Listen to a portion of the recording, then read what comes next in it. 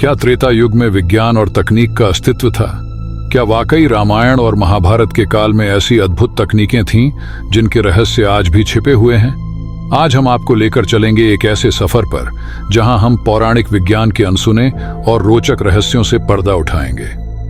त्रेता युग, वो समय जब भगवान धरती पर थे। ये युग रामायण की महान कहानियों का समय था, जब धर्म, शक्ति और अद्भुत घटनाओं का प्रचलन था। लेकिन क्या इस युग में केवल धर्म और शक्ति का राज था, या इसमें तकनीक और विज्ञान का भी स्थान था? ये सवाल सदियों से विचाराधीन है।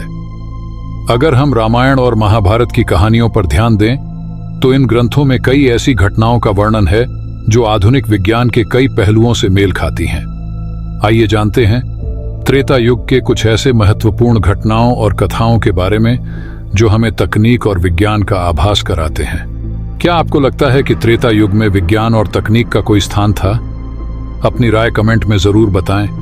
पुष्पक विमान, त्रेता युग का सबसे चर्चित और रहस्यमयी यंत्र।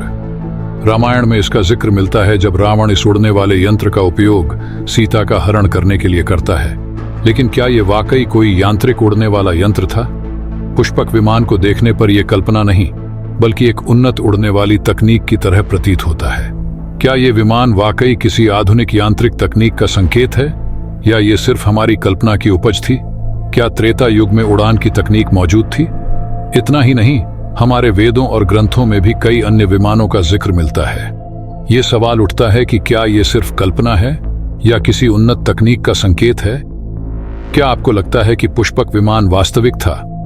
क्या उस समय कोई उन्नत उड़ने वाली तकनीक हो सकती थी? कमेंट में बताएं। त्रेता युग की कहानियों में केवल उड़ने वाले यंत्र ही नहीं, बल्कि दिव्यास्त्रों का भी उल्लेख मिलता है।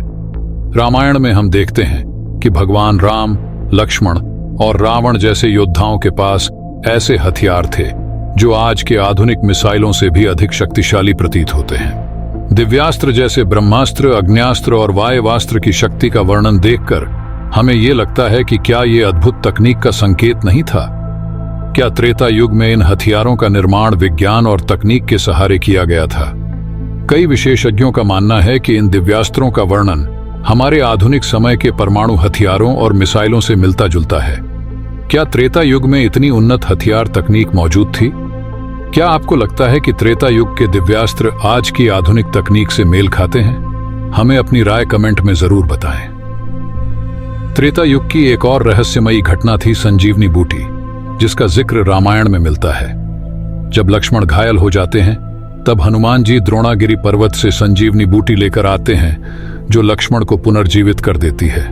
क्या ये बूटी कोई जादुई औषधि थी, या ये प्राचीन चिकित्सा विज्ञान की एक अद्भुत खोज थी?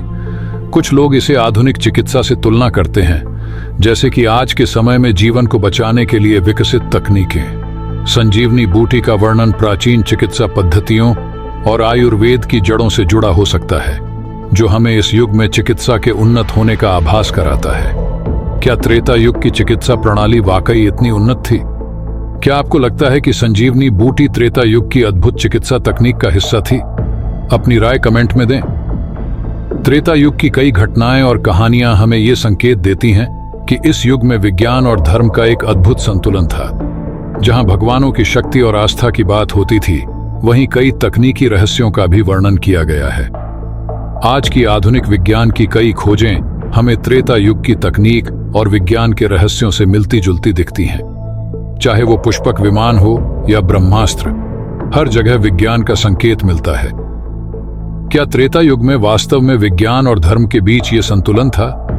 और अगर था, तो क्या हम उससे कुछ सीख सकते हैं? क्या आपको लगता है कि त्रेता युग में विज्ञान और धर्म का संतुलन था? हमें अपनी राय जरूर बताएं। त्रेता युग की कहानियां केवल धर्म और आस्था की नहीं हैं, बल्कि ये हमें अद्वितीय तकनीकी और वैज्ञानिक संकेत भी देती हैं। पुष्पक विमान, दिव्यास्त्र और संजीवनी बूटी जैसे किस्से हमें ये सिखाते हैं कि प्राचीन काल में भी विज्ञान और तकनीक का महत्व था। क्या हम त्रेता युग की तकनीक और विज्ञान से कुछ सीख सकते हैं? क्या वो समय आधुनिक विज्ञान के लिए प्रेरणा हो सकता है? ये युग हमें सिखाता है कि विज्ञान और तकनीक सिर्फ आधुनिक समय की खोज नहीं है, बल्कि ये हमारी पौराणिक विरासत का भी हिस्सा है। तो दोस्तों, क्या त्रेता युग में वाकई विज्ञान और तकनीक का अस्तित्व था? ये सवाल अब भी अनसुलझा है, पर इन कहानियों में छिपे रहस्य हमें ये सोचने पर मजबूर करते हैं कि क्या हम वाकई अपनी प्राचीन धरोहर को सही तरीके से समझ पाए हैं। आपका इस पर क्या विचार है? क्या त्रेता युग में विज्ञान और तकनीक का अस्तित्व था? कमेंट में हमें जरूर बताएं। और अगर आपको ये वीडियो पसंद आया हो तो लाइक करें, चैनल को सब्सक्राइब करें और बेल आइकन को दबाएं ताकि हमारे नए वीडियो की जानकारी आपको सबसे पहले मिले। धन्यवाद देखने के लिए। अगले वीडियो में फिर मिलेंगे।